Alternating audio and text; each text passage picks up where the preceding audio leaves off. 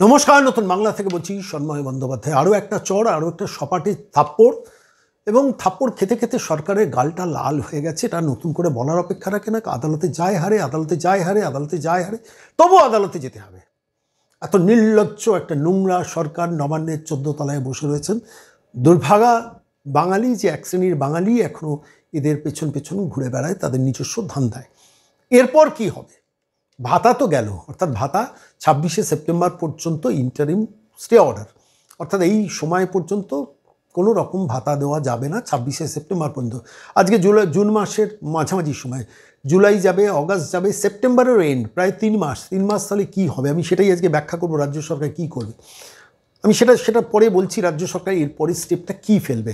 আমি আপাতত বলি যা ঘটলো গতকাল কলকাতা হাইকোর্টে, তার টেক্সটটা হচ্ছে এইটা। জাস্টিস অমৃতা সিনহা 2-3 দিন শুনানি করেছেন। শুনানি করার পর যে এই ভাতা গ্রুপ সি, গ্রুপ ডি যাদের দুর্নীতির জন্য চাকরি চলে গিয়েছিল তাদের রাজ্য সরকার ঘোষণা করেছিল গ্রুপ ডিকে 20,000, গ্রুপ সিকে 25,000 মাসে ইন্টারিম রিলিফ লাইভলিহুড চালানোর জন্য একটা রিলিফ দিচ্ছি, আমরা টাকা দিচ্ছি, এবং দ্যাট টু ওই শ্রম দপ্তর থেকে দেওয়া হচ্ছে। চালাকিটা করতে গিয়েছে।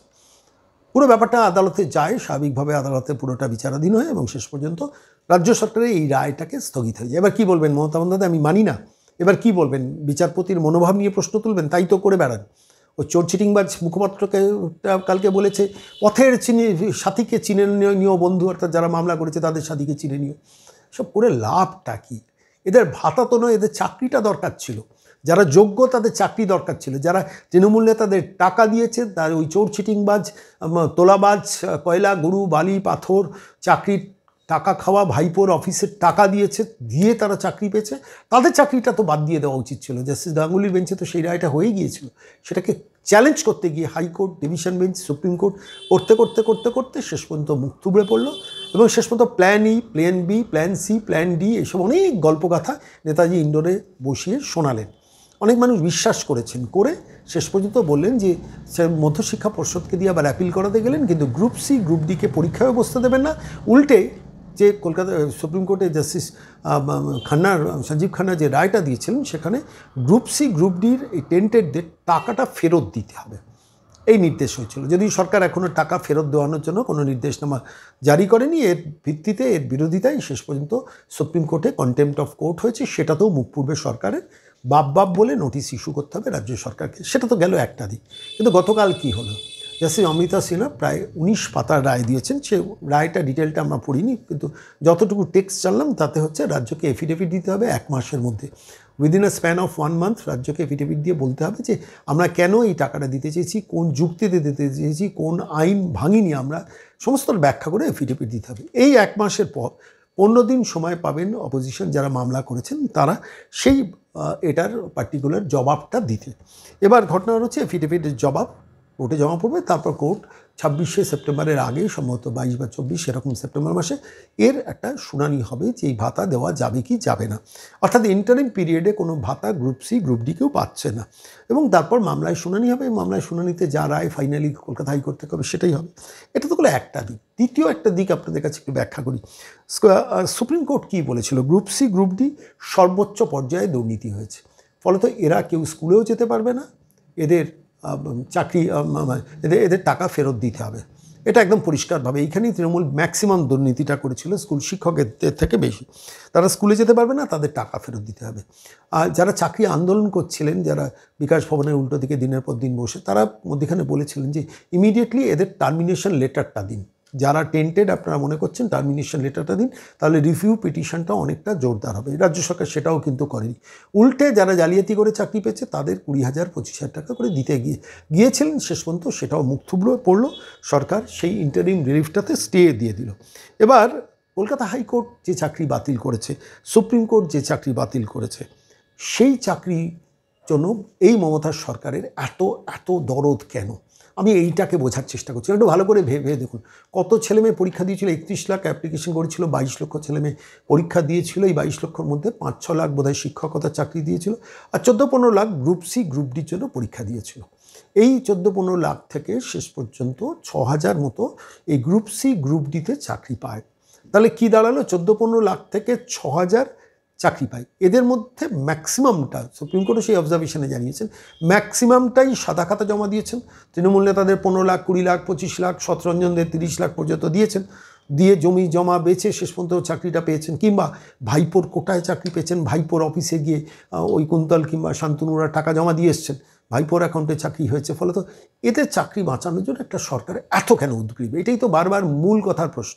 এবার সরকার কি করবে আমি আপনাদের কাছে বলি। আমি বিভিন্ন আইনজীবীদের সঙ্গে কথা বলেছি, বলে আমি যতটুকু বুঝতে পেরেছি সেটা আপনাদের কাছে এখানে প্রতিবেদনে পেশ করবো। কিন্তু তার আগে একটু ভালো করে তথ্যটা ভাবুন তো। 14-15 লাখ থেকে মমতা বন্দ্যোপাধ্যায়ের দরদ হচ্ছে ওই 6,000-এর জন্য। 6,000 যদি গ্রুপ সি গ্রুপ ডি ধরে নিই, মমতা বন্দ্যোপাধ্যায়, ব্রাত্য বসু, অভিষেক বন্দ্যোপাধ্যায়দের দরদ হচ্ছে ওই 6,000-এর জন্য। ভালো করে ভেবে দেখুন, এই 6,000-এর বাইরে তো 14 লাখ আছে যারা পরীক্ষা দিয়েছিল গ্রুপ সি গ্রুপ ডির জন্য। তার মানে 13,94,000-এর জন্য রাজ্য সরকারের কোনো উদ্বেগ নেই, দরদ নেই, কোনো ওই 20 লাখ 25 লাখ টাকা আমি ভাতা দেবো, ইনসেন্টিভ দেবো, সেটা দরদ নেই। দরদ হচ্ছে ওই 6,000-এর জন্য, কেন ওই 6,000-এর চাকরিটা চলে গেছে। আর এই 13,90,000 94,000 ছেলেমেয়েকে তো চাকরি দেননি, তো তাদেরও তো দেওয়া উচিত। এই লজিকটা কোর্টে উঠেছিল যে এরাও তো ডিপ্রাইভড, কেন ওরা সাদা খাতা জমা দিয়ে চাকরি পেয়েছে, কিংবা ওরা নেতাদের টাকা জমা দিয়ে চাকরি পেয়েছে, তৃণমূল নেতাদের ধরে চাকরি পেয়েছে, ভাইপোর অফিসে গুচ্ছের গুচ্ছের কোটি কোটি টাকা জমা দিয়েছে, দিয়ে টাকা চাকরিটা পেয়েছে।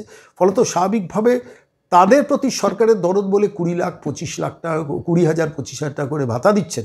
আর ওদিকে 13,94,000 মানুষ, আমি তো তাদের কথা আজকে বলবো, বেশি করে বলবো, 13,94,000 মানুষ কী অপরাধ করেছেন আপনারা বলুন। আপনারা যারা এই প্রতিবেদন দেখছেন আপনারা বলুন। আমি শিক্ষকদের কথা ছেড়ে দিন, গ্রুপ সি গ্রুপ ডি 13,94,000 যে ছেলেমেয়েরা সেদিনকে পরীক্ষা দিয়েছিলেন অথচ চাকরিটা পাননি, এদের অপরাধে। আপনারা মানুষ নন? আপনাদের মানুষ সরকার মনে করে না? শুধু যাদের কাছ থেকে টাকা পেয়েছে তারা মানুষ, আর আপনারা অমানুষ। আপনাদের লাইভলিহুড নেই, আপনাদের বাবা মা কীভাবে তার ওষুধ কিনে দেবেন তার খোঁজ সরকার রাখবে না? তা আপনার স্ত্রী, পুত্র, পরিবার, সংসার, স্বামী, তারা কিভাবে জীবনযাপন করবেন, স্কুলে যাবে কী করে ছেলেমেয়েরা, তারা কী খাবে পড়বে, বৃদ্ধ বাড়ির অভিভাবকরা তারা কিভাবে চলবে, কিভাবে বাড়ি ভাড়া দেবেন, সেগুলো নিয়ে সরকার কেন 20,000 25,000 টাকা দেবে না? আজকে গ্রুপ সি গ্রুপ ডির এই যারা চাকরি চোর তাদের গেছে। আর তাদের জন্য তৃণমূলের দরদ, তৃণমূলের চোর চিটিংবাজ যারা সারদার টাকা সরিয়েছিল, সেই চোর চিটিংবাজ মুখপাত্রটা বলছেন পথের সাথীকে চিনে নিয়েও যারা আদালতে মামলা করেছে। আরে আদালতে মামলা তো কেউ করতেই পারে, কিন্তু আদালত যখন রায় দেয় সেটা তো আইন মোতাবেক দেয়। তো আইন ভেঙেছ, আইনের সঙ্গে বিরোধিতা করেছ, দুর্নীতি করেছ, টাকা তুলেছ, আদালত ধরেছে, মামলা হয়েছে, মামলা যারা করেছেন সেটা তো আদালতে মান্যতা পেয়েছে। তোমরা তো লক্ষ লক্ষ টাকা খরচা করে আইনজীবী দাঁড় করিয়েছেন, তারা জিততে পারলো না কেন? আলটিমেটলি এটাতে স্টে হলো কেন? এই প্রশ্নটা তো থাকছে। আমি একটু ভেবে দেখুন, প্যারা টিচার কত মাইনে পায়? 10,000 টাকা। 15 বছর চাকরি করার পর প্রাইমারিতে প্যারা টিচারের মাইনে হচ্ছে 10,000 টাকা। 15 বছর চাকরি করার পর প্যারা টিচারের মাইনে হচ্ছে আপার প্রাইমারিতে 13,000 টাকা, যেটা অন্যান্য রাজ্যে পায় 45,000, 50,000, 40,000 টাকা প্যারা টিচাররা মাইনে পায়। কেন? সমগ্র শিক্ষা অভিযান থেকে 60% টাকাটা আসে, সেই টাকাটা মারে সরকার। আজকে ভাবুন, একটা স্কুলে, আমি একটু অন্যভাবে ভাবছিলাম, একজন প্যারা টিচার রয়েছে, সেই প্যারা টিচার তিনি স্কুলে চাকরি করছেন, প্রাইমারিতে 10,000 টাকা, আপার প্রাইমারিতে কত? 13,000 টাকা। তিনি চোখের সামনে দেখছেন চুরি করে যারা চাকরি পেয়েছিল, চাকরি চলে গেছে। গ্রুপ ডি কর্মচারী, অর্থাৎ ঝাড়ু টাড়ু দেয়, তাকে রাজ্য সরকার ভাতা দিচ্ছে 20,000 টাকা। আর এই প্যারা টিচারদের 13,000 টাকা মাইনে রেখে দিচ্ছে আপার প্রাইমারিতে 10,000 টাকা। তাদের লাগবে না? প্যারা টিচাররা মানুষ নয় তাহলে? এই 42,000 প্যারা টিচারদের নিয়ে কেউ চিন্তা করবেন না, কেউ কথা বলবেন না? আমি বলছি প্যারা টিচাররা খুশি হয়েছেন আজকের এই রায়, যে আমরা মানুষ নই, আমরা 15 বছর 20 বছর চাকরি করার পর আজকে আমাদের 10,000 আর 13,000 টাকা মাইনে, কেন্দ্র থেকে যে টাকাটা আসে সেই টাকাটা মারেই মমতা বন্দ্যোপাধ্যায়ের সরকার। ফলত আলটিমেটলি আমরা মানুষ নই, এটা একটা দিক। দ্বিতীয় দিক, সিভিক ভলেন্টিয়ারদের কথা ধরুন। সিভিক ভলেন্টিয়ারদের অনেকে দোষারোপ করে। আমি একটা অন্য দিক ভাবি, যে সিভিক ভলেন্টিয়ারদের 10-12 বছর ধরে চাকরি করাচ্ছেন আপনি, 14 বছর ধরে হয়তো কাউকে চাকরি করাচ্ছেন, সেই সিভিক ভলেন্টিয়ার কত মাইনে পান? 10,000 টাকা। আপনি ভাবুন, একজন সিভিক ভলেন্টিয়ারকে কনস্টেবলের কাজ করানো হয়, তাকে 10,000 টাকা দেয়। আর একটা স্কুলে গ্রুপ ডি চুরি করে চাকরি পেয়েছিল, তাকে এরা 20,000 টাকা ভাতা দিচ্ছিল। কত বড় অপরাধী এই মমতা বন্দ্যোপাধ্যায়ের কালীঘাটের সরকার। আমি বলছি যা হয়েছে আলটিমেটলি ভবিষ্যতের জন্য ভালো হয়েছে। অন্তত এই ভাতা ভিত্তিক রাজনীতি করে চোরেদের চাকরি বাঁচানোর যে চেষ্টা মমতা বন্দ্যোপাধ্যায় করলেন সেটা জলে গেল। কিন্তু এবার বলি কি করবেন, খুব সংক্ষেপে আপনাদের বলি। যেটা করবেন সেটা হচ্ছে এবার এটার বিরুদ্ধে ডিভিশন বেঞ্চে যাবেন। আবার ডিভিশন বেঞ্চে কিছুদিন শুনানি হবে, কয়েক লক্ষ টাকা রাজ্য সরকারে যাবে। সেই ডিভিশন বেঞ্চ স্টে দেবে না, ডিভিশন বেঞ্চ শুনে আবার আমার নিজের ধারণা বাতিল করবে। আবার এটা নিয়ে সুপ্রিম কোর্টে যাবে, আবার সেখানে কয়েক কোটি টাকা খরচা করবে এই গ্রুপ সি গ্রুপ ডিকে ভাতা দেওয়ার জন্য। এবং সেখানে কয়েক কোটি টাকা বড় বড় আইনজীবী দাঁড় করিয়ে বলবো এই তো দেখো আমি লড়ছি, দেখেছো আমি লড়ছি। অথচ দেখুন, একটু ভালো করে ভেবে দেখুন, যোগ্য অযোগ্য তালিকা বাতিল করে যদি ওয়েবসাইটে বার করতো, ওএমআর শিট যদি প্রকাশ করতো, তাহলে আজকে এই সংকটটা বাড়তো কি? আমার তো মনে হয় না। এরা যাবে আবার ডিভিশন বেঞ্চে, এরা আবার যাবে সুপ্রিম কোর্টে। আমি খবর পেয়েছি কিছু, আমি সোর্স আর লিক করছি না আপনাদের কাছে, আবার যাবে এরা ডিভিশন বেঞ্চে গিয়ে আমরা ভাতা দিতে চাই স্যার, অমৃতা সিনহা জাস্টিস তিনি তিনি স্টে দিয়ে দিয়েছেন, আপনি এটা বাতিল করুন, এটাকে স্টে করুন, আমরা ভাতা দিতে চাই। অর্থাৎ গ্রুপ সি গ্রুপ ডি যাদের কাছে টাকা তুলেছে ভাইপো বাহিনী, বাট তাদের বাঁচানোর জন্য আবার কয়েক লক্ষ লক্ষ টাকা সুপ্রিম কোর্টে গিয়ে কয়েক কোটি টাকা রাজ্য সরকার খরচ করছে। মিলিয়ে নেবেন আপনারা। আমি আজকে এই প্রতিবেদন শেষ করব আইনজীবী বিকাশ রঞ্জন ভট্টাচার্য এই রায় শোনার পর কি মন্তব্য করেছেন সেটা দিয়ে। এটা খুব যাওয়াই স্বাভাবিক ছিল। যেভাবে রাজ্য সরকার ভাতার কথা বলেছেন সেটা সুপ্রিম কোর্টের নির্দেশকে অমান্য করা এবং আর্টিকেল 14-কে অমান্য করা। যাদের থেকে টাকা ফেরত নেওয়ার দাবি সুপ্রিম কোর্ট বলেছেন, টাকা ফেরত না নিয়ে তাদের সরকারি কোষাগার থেকে টাকা দিয়ে পোষা, এর থেকে বড় বেআইনি কাজটা কিছু হতে পারে না। বিকাশবাবু, সেক্ষেত্রে জানতে চাইবো যে আদালতের পরবর্তী নির্দেশ কি, মানে 26 তারিখ পর্যন্ত এই অন্তর্বর্তী স্থগিতাদেশ থাকবে, এর পরবর্তী আইনি ধাপ কি রয়েছে? 26 তারিখ আবার শুনানি হবে। রাজ্য সরকারকে অ্যাফিডেভিট দেওয়ার সুযোগ দিয়েছেন, তা না হয় রাজ্য সরকার বলতো যে আমাদের অ্যাফিডেভিট দিতে দেয়নি ইত্যাদি ইত্যাদি। রাজ্য সরকার অ্যাফিডেভিটে তার যুক্তি দেবেন কেন করেছেন।